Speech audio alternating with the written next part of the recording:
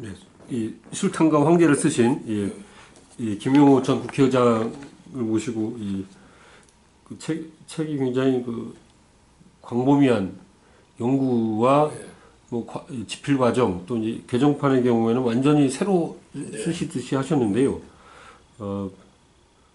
그 특별히 그 술탄과 황제라는 그러니까 1453년 이 동로마 제국이 망하는 그 순간을 그 주목하게 된 이유가 있으셨습니까? 좀 길게 얘기해도 됩니까? 예. 첫 어떤 그 흥미를 끄는 그 사건에 제가 봉착을 했어요.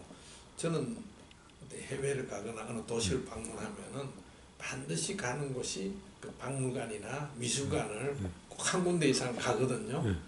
그 이스탄불, 터키의 과거의 수도였고 지금도 역시 최대 도시인 그 터키 이스탄불은 유럽과 아시아가 함께 한 도시 안에 있는데 거기에 군사박물관이라는 곳에 들어갔는데 거기 그 그림 중에서 그 이제 가이드가 설명을 하는 거 보고 제가 깜짝 놀랐어요.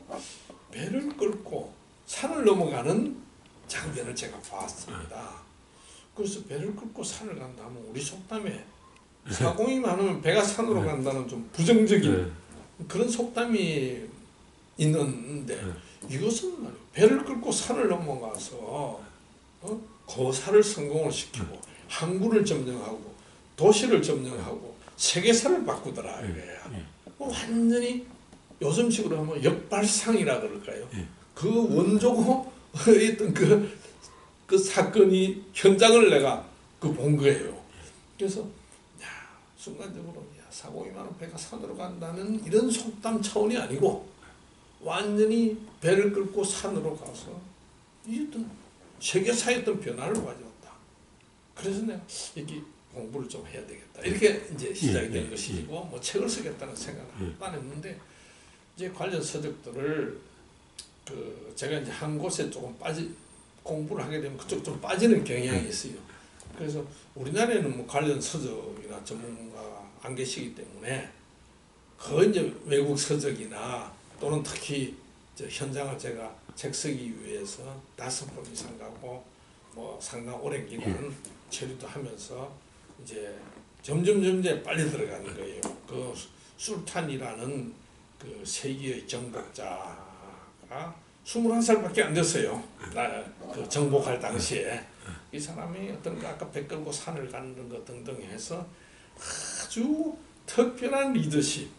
물론 인간이기 때문에 여러 가지 또 부정적인 면도 많지만은 한 제국을 일으켜 가지고 역사적인 제국을 멸망을 시킨다는 데는 아주 특별한 리더십이 있더라고요. 그래서 아주 이제 끌리는데 내 책을 쓰기로 마음을 먹은 것은 지금 말씀하신 것처럼 동로마 제국의 어떤 멸망이다. 그냥 우리 교과서에는 한 줄 정도 언급이 될까 말까 하는 거예요. 그럼 이게 왜 이러냐 했더니 서양사, 유럽사 중심의 어떤 이 세계사 속에서 이게 유럽사의 하나의 어떤 그 먹칠을 하나 하는 거란 말이야. 그러니까 유럽이 아시아한테 패한 사건이다 말이야. 더구나 기독교가 이슬람한테 진 거고 또 이 백인이 황인종한테 진 거고 유럽이 아시아한테 졌다 이거야. 그래서 역사적으로 여기에 대해서는 좀 언급하기를 회피하는 이런 세계사적인 중요한 사건임에도 불구하고 뭔가 주류 서양사 입장에서 저는 깨름직한 거다. 또 한쪽에서는 터키의 전신인 오스만 투르크는 유목민족의 전통. 우리 중국에서는 돌거리라고 하는 이 투르크가 그까지 건너간 거 아니에요. 이 유목민족 서진하고 해가지고 그까지 가서 그러니까 유목민족의 어떤 정복자적인 것도 있지만 기본적으로 유목민족이라는 것은 문자 문화가 아니잖아요. 그러니까 이쪽 점령 국가 쪽에서는 그 기록된 게 적어요. 그 이후에는 이제 많이 나오지만은 그래서 터키 쪽에서는 물론 많이 있지만은 좀 세계사적인 관점에서 나는 터키 사람도 아니고 유럽 사람도 아니고 예. 예? 왜냐하면 이 중립적으로 객관적으로 독립적으로 이 세계적인 사건을 내 나름대로 지금 서양 내가 비록 영어로 책으로 된 책을 보고 있지만은 이 그 사람들이 이 바이아스를 내가 제거하고 볼 수 있겠구나 예. 하는 생각에서 이제 네. 책이 나오게 된 거죠. 그러니까 이 어느 주체가 역사를 해석하느냐에 따라서 전혀 다른 분석이나 뭐 결론이 나올 수 있는 것 같은데요. 그러니까 이제 카톨릭 교회와 이제 정교회 분리만 해도 이제 세계사 교과서 같은데 보면 이제 동서교회 분리지만은 그런 이제 그 서부 유럽의 입장이고 그렇지. 동부 유럽의 입장에서 보면은 그 이 보편 교회가 있는데 카톨릭 교회가 그냥 나가버린 걸로 보는 것 같고요. 그리고 동로마가 망한 걸로 그러니까 이제 서로만은 뭐 훨씬 더 빨리 망하고 그 다음에 이제 그 1453년에 비로소야 이제 동로마가 망했다고 생각하지만은 그 동로마에 사는 사람들은 로마는 계속 안 망하고 있었다가 그렇죠. 이제 그때서야 그러니까 자기들이 동로마라는 생각 자체를 안 했던 거죠, 그 그렇죠. 사람은. 예. 그래서 제가 그 책에서도 그 얘기를 했지만 내 책에서는 비잔티움 제국이라고 했어요. 예. 그리고는 푸트노트를 분명히 달아놨어요. 예. 망할 때까지 이 나라는 로마 제국으로서라는 공식 명칭으로 망한 것이지 예? 동로마가 아니다. 혹자는 동쪽에 지역성 동쪽에 있으니까 일찍이 400년대 449년입니까? 그 오도와 게르한테 서로마가 망하는 이거가 비교해서 동로마라고 하는 건 지리적인 거지만 자기들 죽을 때는 로마 제국이라 그랬다. 예?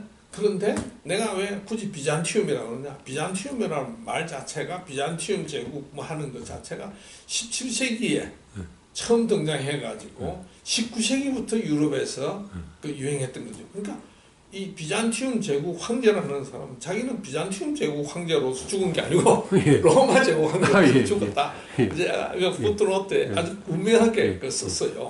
그런 식으로 이 자기들은 그 정통의 로마의 정통 제국 황제로서 그걸 긍지와 역사성을 가지고 있는 거야. 다만 6세기부터는 그 로마적인 로마 언어, 로마 문화, 로마 전통이 점차 그리스화돼가요. 그리스어로 되고 그리스 전통으로 바뀌어지는 거고. 근데 그런 사이에 이 교회도 보니까 오소독스, 오소독스 정통이죠. 우리말로 하면 정통이잖아요. 근데 자기들 볼 때 가톨릭이라는 거는 이 보편, 다른 말로 하면 세속화됐다는 거 아니에요. 그 어떤 게르만하고 다른 어떤 이민족하고의 어떤 그 교화를 위해서 오소독스에 대항하는 거였는데 결국은 이제 힘이 있는 쪽이 그 가톨릭 쪽이니까 가톨릭이 이제 더 결정적으로 보편화되는 거죠. 예. 그 이제 중세에서 근대로 넘어가는 기점을 그 뭐 이 프랑스의 이탈리아 침공 뭐 것도 있고 또 이제 그 이번 책에서 다루신 그 1453년이 그렇죠. 그 근대의 기점이 되기도 한데요. 나는 그 입장이지. 근데 또 어떻게 보면은 이 로마는 고대부터 있었던 거기 때문에요. 그 1453년에 비로소야 그 이 고대가 사라진 걸로 또 볼 수 있는 것 같습니다. 그렇게도 얘기를 할 수는 있겠지만은 지금 그것은 조금 소수설 아닐까. 왜냐하면은 이 중세라는 것이 엄연하게 지금 학자들은 중세라는 얘기를 많이 하잖아요. 뭐 한 1000년 가까이. 그러니까 이 기독교, 가톨릭이 중심적인 어떤 그 사회 지배 구조를 이루었던 시대를 중세라고 흔히 얘기를 하니까 그 시대가 끝나는 것을 어떻게 보느냐 하는데 나는 1453년이다. 물론 내가 이 책을 썼기 때문이기도 하지만은 그 시점을 해가지고 많은 그 학자들이 또 그 인문 교양 그 기독교 서적들이 유럽으로 많이 건너가게 되잖아요. 이슬람 지배하에 있는 오스만 투르크에서는 그런 책들이 필요 없었는데 또 그 시점을 해가지고 이태리 몇 개 도시에 번져 있었던 르네상스 문화가 전 유럽으로 확산되는 계기가 되고 더 결정적인 것은 그 금속 활자 구텐베르크의 금속 활자가 나와가지고 이 성서가 보니까 라틴어로 된 성서만 일독돼 있는데 라틴어보다도 더 예수님 시대에 가까운 그리스어로 된 성서가 이 비잔티움 제국의 멸망으로 인해서 유럽으로 막 건너갔단 말이에요. 그래서 야 우리도 그러면 우리나라 말로 된 성경을 만들어보자 해가지고 독일어로 된 프랑스어로 된 영국어로 된 이 성경들이 구텐베르크의 금속 활자의 덕분에 막 나오게 된단 말이에요. 이게 중세에서 건세로 넘어가는 그런 아주 문명사적 전환기가 된 게 그래서 난 1353년 멸망으로 이게 촉발이 됐다. 저는 이렇게 보는 거죠. 그 술탄과 황제가 이 충돌을 아주 센 충돌을 했는데요. 술탄이 주역이고 황제는 뭐 조연인가요? 아니면 그 황제도 술탄 못지않게 대단한 어떤 리더였습니까? 내 책 안 보면 하더라고요. 내 책이 나오니까 터키 쪽에서 상당한 관심을 가졌어요. 그래서 터키 번역을 하겠다 했는데 결과적으로 번역은 됐는데 번역서는 안 나왔어요. 번역 출판 안 됐어요. 왜 그러냐? 지금 말씀하신 그 때문에 그런 터키의 입장에서 보자면 이 정복자인 술탄이 중심으로 당연히 될 책인 줄 알았더니 이 보니까 멸망한 나라 황제와 술탄을 대등하게 동렬시 놨다. 상당히 자존심이 그 허락하지를 않는 거예요. 그럼 나는 내가 말씀드린 것처럼 터키 사람도 유럽 사람도 아닌데 나는 이 한 사람은 정복을 하기 위한 모든 열정을 다 바치는 사람이에요. 한 사람은 자기의 그 미약한 쇠약해질 대로 쇠약해진 이 나라를 지키기 위해서 목숨을 걸고 싸우는 이건 난 똑같이 취급을 하겠다는 게 내 책의 기본 의도야.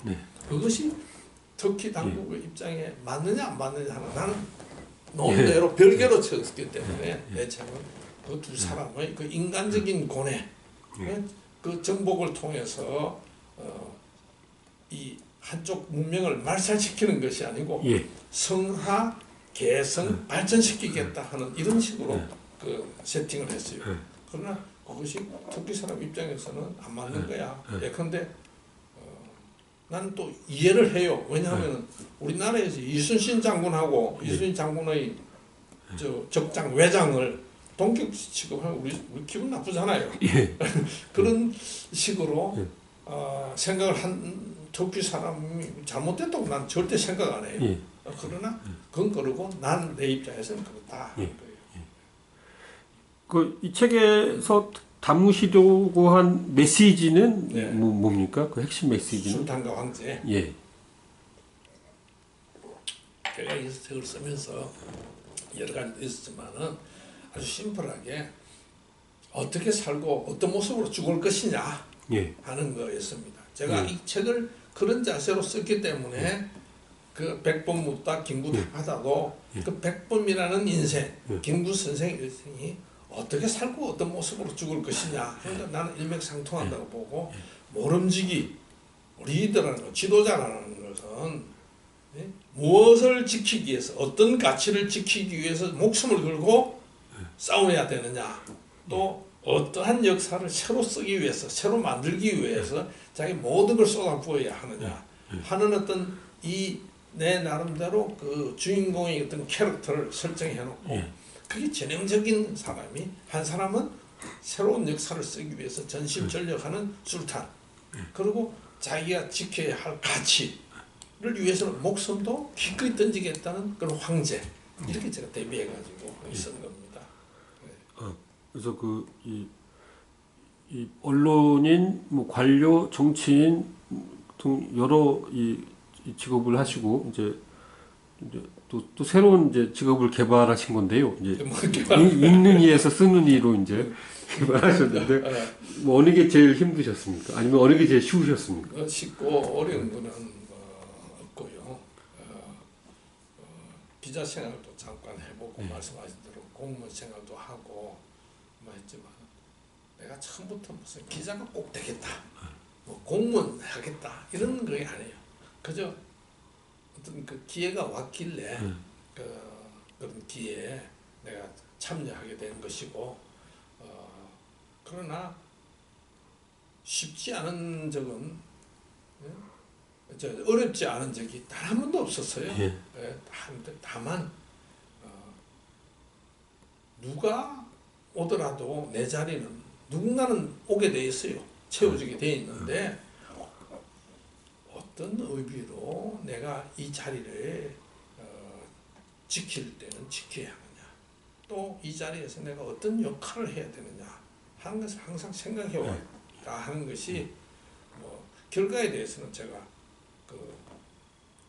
있었던 자리에 대한 평가는 저는 겸허하게 받아야 되겠지만 스스로는 그런 자세로 임했다 이렇게 말씀드리죠.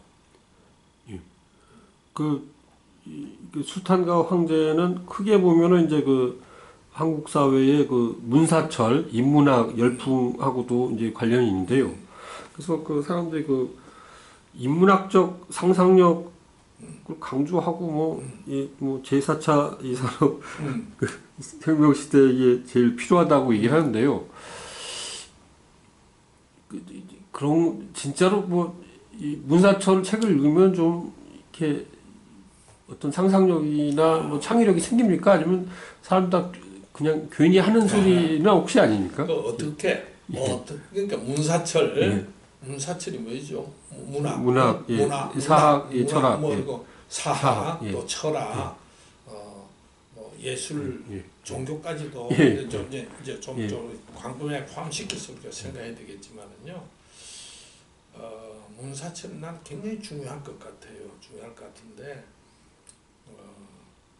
이것도 뭐 내가 질문의 적석 답변에 대해서 좀 두서가 없고 길어질는지도 모르겠습니다만은, 문사철이 중요하다고 해가지고 그걸 중요하기 때문에 공부를 하는 경우에는 절대로 어떤 그 창작적인, 창조적인 그런 그 작품이라 그럴까요? 어떤 성과가 나오지 않을 것이다 하는 것이고, 중요하지 않느냐를 떠나서 내 인생, 내 삶에 있어서 어떤 그 요소의 한 부분에 부족한 것을 뭐 좀 채워야 되겠다. 이런 차원에서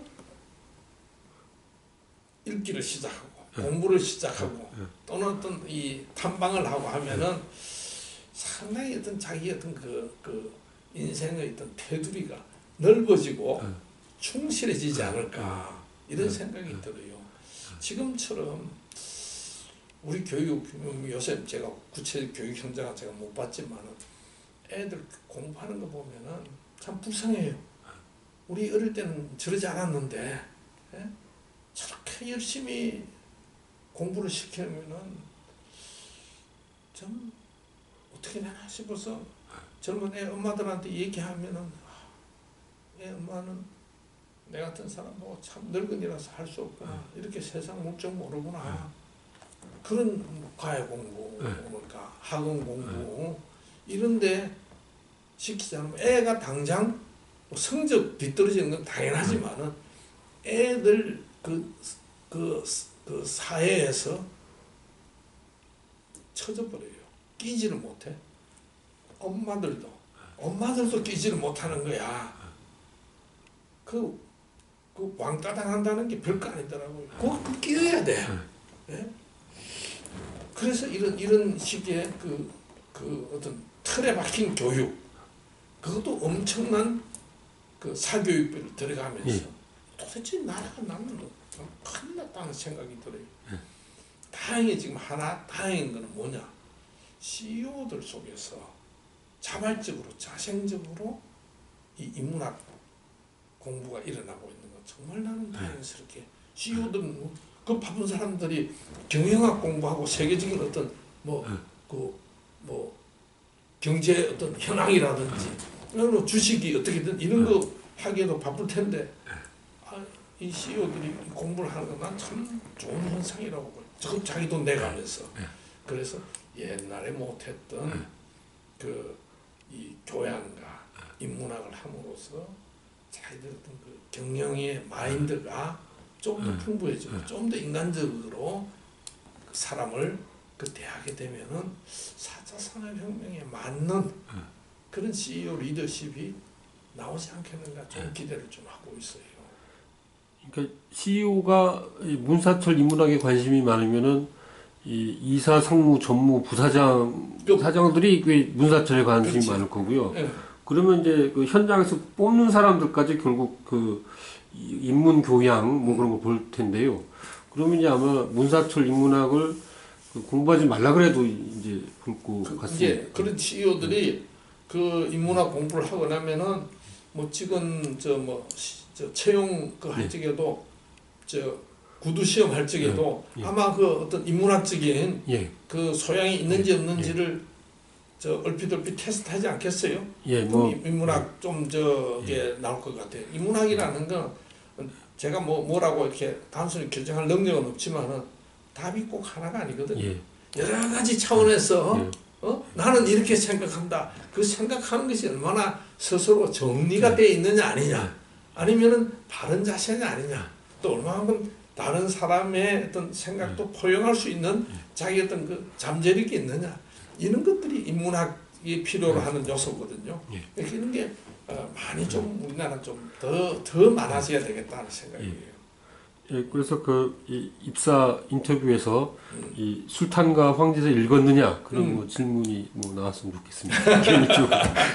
그래서 마지막으로 이제 한 말씀 독자분들께 한 말씀 해주십시오. 뭐라고 그럴까요? 어떤 식으로? 저는 아까 잠시 얘기를 했는지 안 했는지 모르겠습니다만은 이런 식의 그 글을 한번 그 술탄과 황제에 쓴 적이 있어요. 그 역사를 만들어간 사람과 역사를 지키기 위해서 애쓴 사람들에게 이 책을 바친다 하는 그런 책을 제가 앞에다가 한번 단 적이 있는데요. 한국이 참 파란만장한, 그리고 이 짧은 이 현대사에서 엄청난 성장과 또 거기에 반비례되는 또 어떤 곡절, 이런 걸 참 독특한 역사, 특별한 다른 나라에서 한 2세기, 3세기 걸쳐서 일어날 만한 걸 우리는 이 한 세기도 안 되는 사이에 다 겪었단 말이에요. 그렇기 때문에 어떤 철학적인 사유를 할 그 정신적인 실질적인 어떤 그 여유가 없었어요. 그래서 이제는 내가 뭔가, 우리 사회라는 것은 뭔가 하는 것을 한번 생각할 때가 됐어요. 지금은 또 이 남북한의 어떤 그 새로운 시대가 지금 열리고 있잖아요. 이럴 때 과연 우리 공동체라는 것은 뭐냐?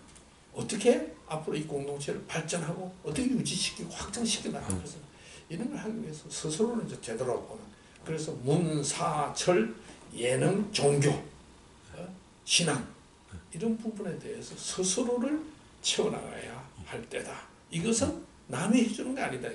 스스로가 해나가자. 이런 말씀 드리고 싶습니다. 좋은 말씀 감사합니다. 고맙습니다.